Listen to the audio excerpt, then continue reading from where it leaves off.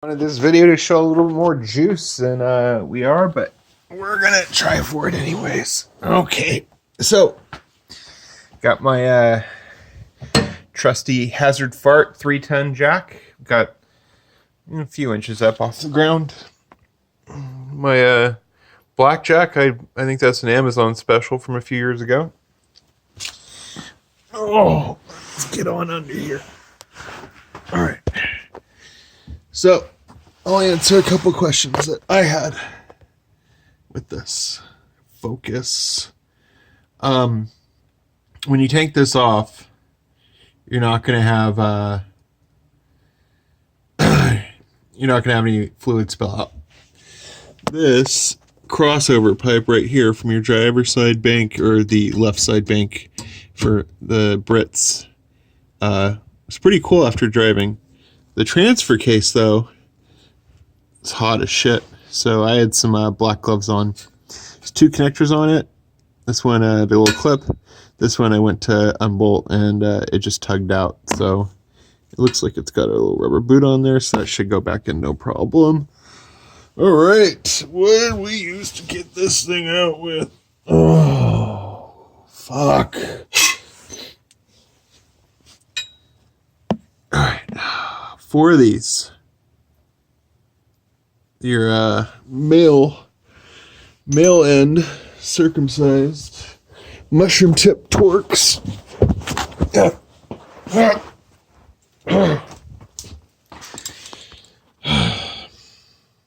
Focus. Focus. You're just gonna have to believe me. That's a E10 Pittsburgh Chinesium, and we've got this on my Craftsman low profile. That's basically all I needed to get it all out. Some gloves, a few inches up. It was hot. And then this is the whole unit right here. Next step, we're gonna break this down. And this, so you want to buy this thing, it's $1,300 new. I think a rebuild's $800, $900.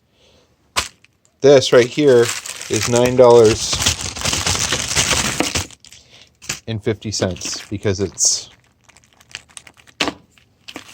but I'm sure it's just as good. Carbon fiber, ooh. All right, next up, we have to separate, I wiped it down a little bit so it's not as dirty. We got to separate this motor from this. If you've done, if you've had to take apart the electronic throttles on the on the N62, it's a very similar mechanism. So we just have to get that in there. Looks like probably going to want a little extension.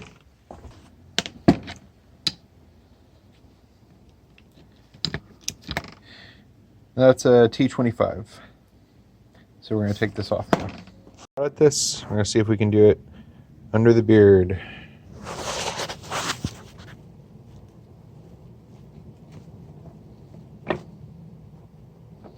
Carefully walk it out. There we go. Ooh. That's just some lithium grease.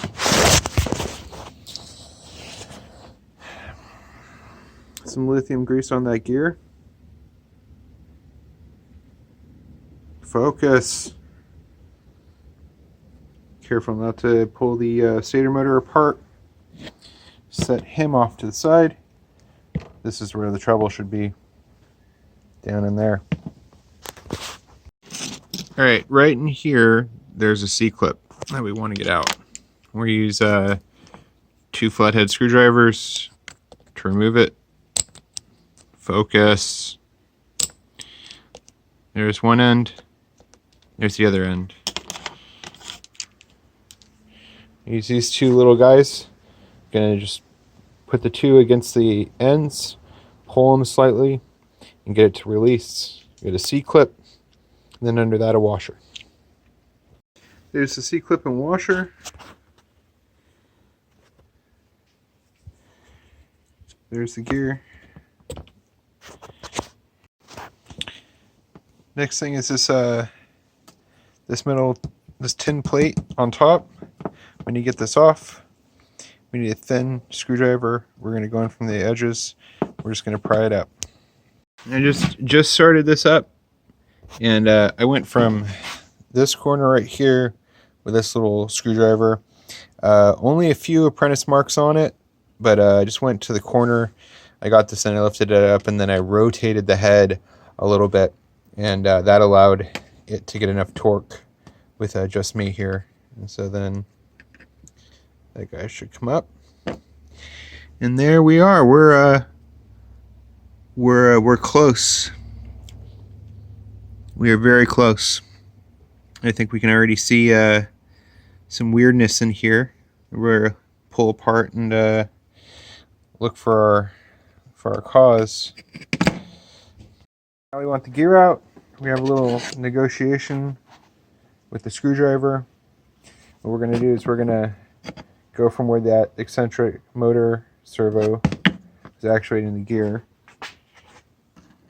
We're going to take the screwdriver, get it underneath the gear,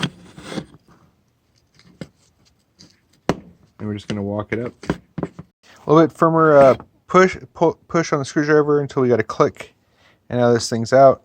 So you can see right here that doesn't look right,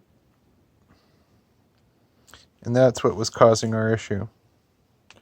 Right there looks like it never even gets touched. But back here, where probably most of the wear city driving and all that is where it's done. I have 133,000 miles on my X5. I don't drive it particularly hard, though I do a lot of highway miles and a lot of city, but I don't really rally it, I guess you would say. I don't drive it like an M3, because it's not an M3. It's a limousine for the baby. So that's our new gear, and that's what it should look like. And again, it's smoked. So go back to beard vision here for a second.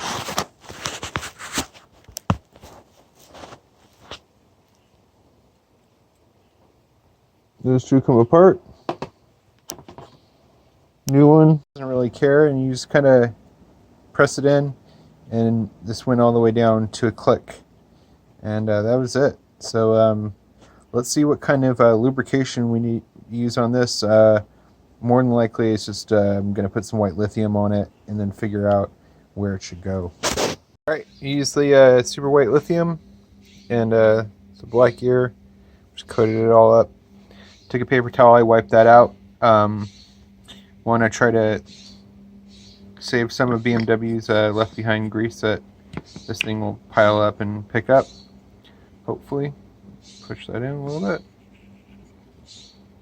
It wants to stay lubricated.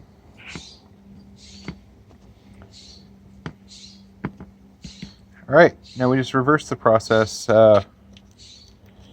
Get our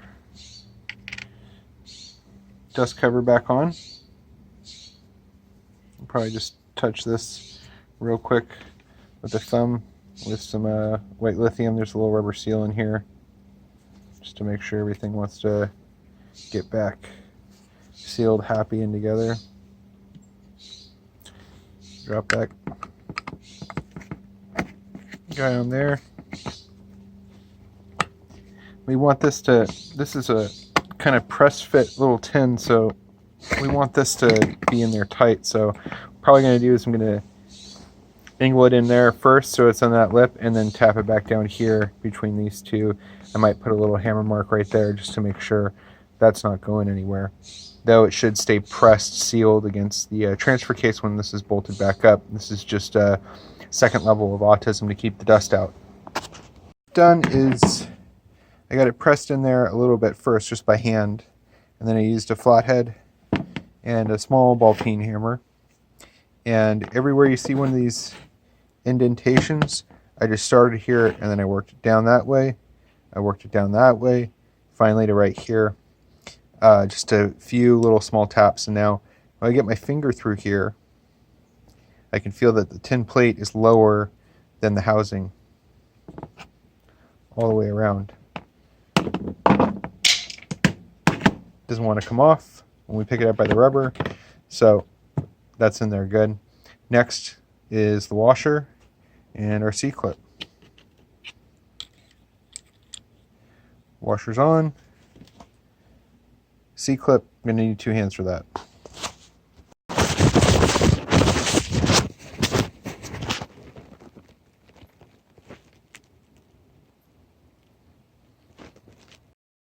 So that was it. I just torqued it down. I hand tight, very loose, easy.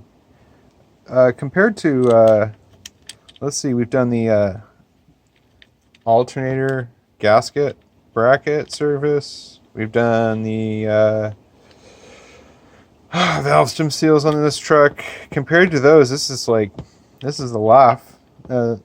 I asked the wife to come out real quick to see if I could get a hand lifting that plate off. I ended up not needing it, and she came out here with the newborn, and she kind of gave me that oh, how long is this going to take? And I was like, I'm almost done, so, which I think she was pretty surprised with.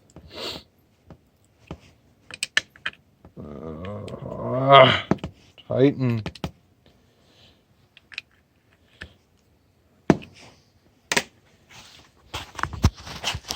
So yeah, I would rate this a 2 out of 10.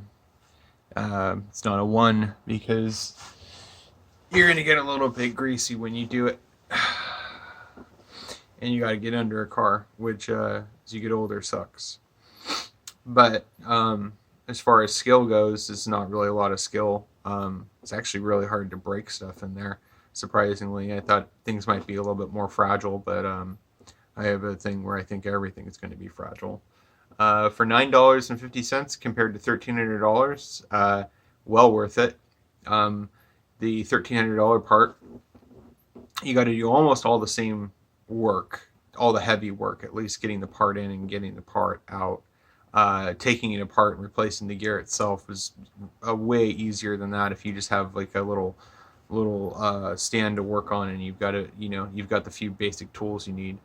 The other thing is that when you buy the replacement $1,300 part, it's the part's VIN coded, so that means that you're going to need to either take the car to the dealership or have a copy of INPA that wants to work with an E53 well enough that you can re-VIN code the new part. I know a lot of people have luck doing that. I personally not tried it on my kind of ghetto fabulous INPA setup. I'd probably end up taking it to the dealer just so I have less trouble. So for skipping the VIN coding and for saving $1,290.50, yeah, this was well worth it. Hopefully we'll have the truck back on the road in just under an hour, and we'll be ready to start the next project, which is sagging suspension on my SL. I'm going to give it one shot to get rebuilding the hydraulic blocks to get it right. We're going to roll the fenders to fit the rear wheels, which are a little bit too oversized, and touch up the fronts a little bit. And if not, it's time for coilovers. But I hope you enjoyed this video. I hope it was informative, and I hope I saved you a bunch of money. That's what YouTube should really be about, us cheap bastards sticking together. So be back in a second. Hey, so the fix worked. Everything went back together great. Drives, the Trifecta Lights are gone. Yeah, for $9.50, it was a excellent repair. Very easy. Not a lot of reason to skip out on it. I know some people said you could defer it. Defer the repair. Yeah, sure, but for as easy as it was, why do it? I'm gonna leave a link down in the description of the video to the product that I use specifically, and you can order that. And besides the few tools that we use, that's all you need. So thanks for checking out the video. Hope we saved you some money.